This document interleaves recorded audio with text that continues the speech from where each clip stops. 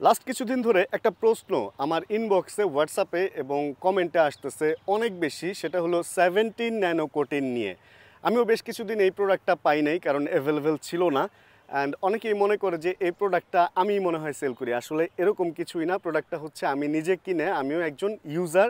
আর আজকে হচ্ছে আমি একটা 17 ন্যানো কোটিন অর্ডার করছি অ্যান্ড সাথে একটা ন্যানো কিছু প্রশ্নের উত্তর আজকের এই ভিডিওটাতে দিব এবং লাস্টে একটা ম্যাট বাইকে অ্যাপ্লাই করব এই 17 ন্যানো কোটিং এবং এই ন্যানো ব্ল্যাক। কারণ হচ্ছে কালার হয় দুই রকম এবং এটা নিয়ে আমাদের কনফিউশন থাকে যে আসলে ম্যাট বাইকে কি 17 ন্যানো কোটিং ইউজ করব নাকি ন্যানো ব্ল্যাক ইউজ করব, এই একটা প্রশ্ন। এবং গ্লসি বাইকে কোনটা ইউজ করব এবং পেইন্টেড পার্ট আর নন পেইন্টেড পার্ট, এই দুইটা ব্যাপার নিয়েও অনেক কনফিউশন থাকে। এই জন্য আজকের ভিডিওটা। তার আগে হচ্ছে আমি 17 ন্যানো কোটিন কোথায় পাবেন এটার পেজটা শেয়ার করে দিচ্ছি এবং আমাদের ইউটিউব ভিডিওতে ওনাদের লিঙ্কটা শেয়ার করে দিচ্ছি, যেখান থেকে আপনারা চাইলেই এখন 17 ন্যানো কোটিন অথবা ন্যানো ব্ল্যাক অর্ডার করতে পারবেন।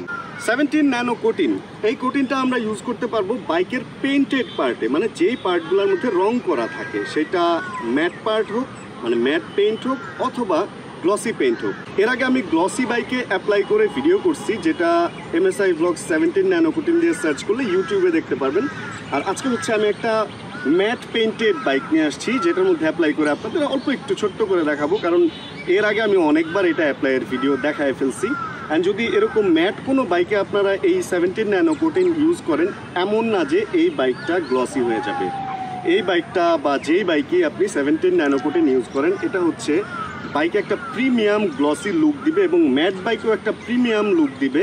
একটু শাইন থাকবে কিন্তু এটাকে গ্লসি করে ফেলবে না, যেটা ভিডিওর লাস্টে আপনারা দেখতে পারবেন।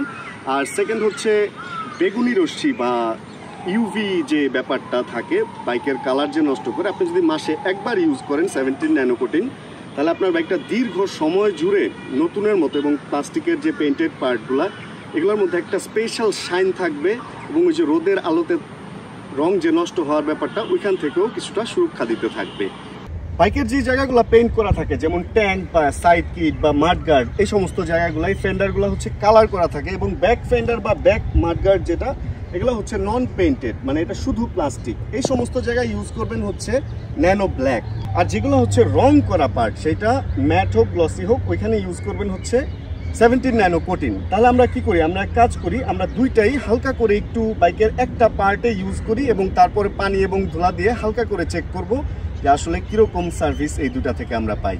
প্রথমে হচ্ছে আমরা 17 ন্যানো কোটিনটাকে খুলে নিব। এটার জন্য আপনি চাইলে চাবি ইউজ করতে পারেন। আর তারপরে এইখানে দেওয়া যে ফোমটি আছে, এটা দিয়ে ন্যানো কোটিনটাকে তুলে নিতে হবে, মানে ক্রিমটাকে। অ্যান্ড দেন যেই জায়গাটাতে অ্যাপ্লাই করবেন ওইখানে সুন্দর করে এভাবে লাগিয়ে দিবেন। খুব অল্প সময়ের ব্যাপার, খুব বেশি সময় এটা লাগে না। অ্যান্ড এই ক্রিমটা এখানে লাগানোর পর 2 থেকে 5 মিনিট সময় দিতে হবে, যাতে এই ক্রিমটা শুকিয়ে যেতে পারে। সরাসরি রোদে রেখে না শুকানোই ভালো, কারণ তখন আবার বেশি শক্ত হয়ে যেতে পারে। একটু ছায়া জায়গায় করতে পারলে ভালো। আবার আপনি চাইলে ভেজা বাইকেও করতে পারবেন, ওইটাতেও কোনো প্রবলেম হয় না, আমি অ্যাপ্লাই করে দেখছি। 17 ন্যানো কোটিনের সাথে যে মাইক্রোফাইবারটা দেওয়া থাকে, এটাকে ভাঁজ করতে হবে ঠিক এইভাবে, তাহলে আপনি কয়েকটা পার্টে এটা ব্যবহার করতে পারবেন। এক পাশে যখন ক্রিমটা লেগে যাবে তখন অন্য পাশটাও ব্যবহার করতে পারবেন। অ্যান্ড তারপরে হচ্ছে শুকিয়ে যাওয়া যে ক্রিম, এইটা মুছে ফেলতে হবে ঠিক এইভাবে। মোছার সাথে সাথেই মোটামুটি আপনি রেজাল্ট দেখতে পারবেন।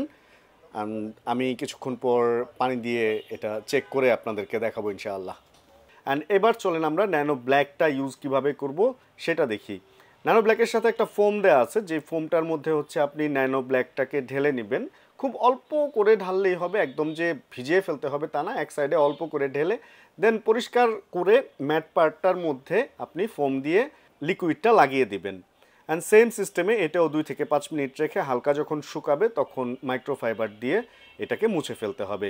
তারপরে আপনি বুঝতে পারবেন নর্মাল জায়গার চেয়ে ন্যানো কোটিন এবং ন্যানো ব্ল্যাক ইউজ করার পরে যে জায়গাটা, এটার পার্থক্যটা। চলেন তাহলে এবার আমরা একটু পানি ছিটিয়ে দেখি যে আসলে অন্যান্য পার্ট এবং আমি যেখানে অ্যাপ্লাই করছি, দুই পার্টের মধ্যে পার্থক্যটা কোন জায়গায়। পার্থক্য হচ্ছে আপনাদের চোখের সামনে।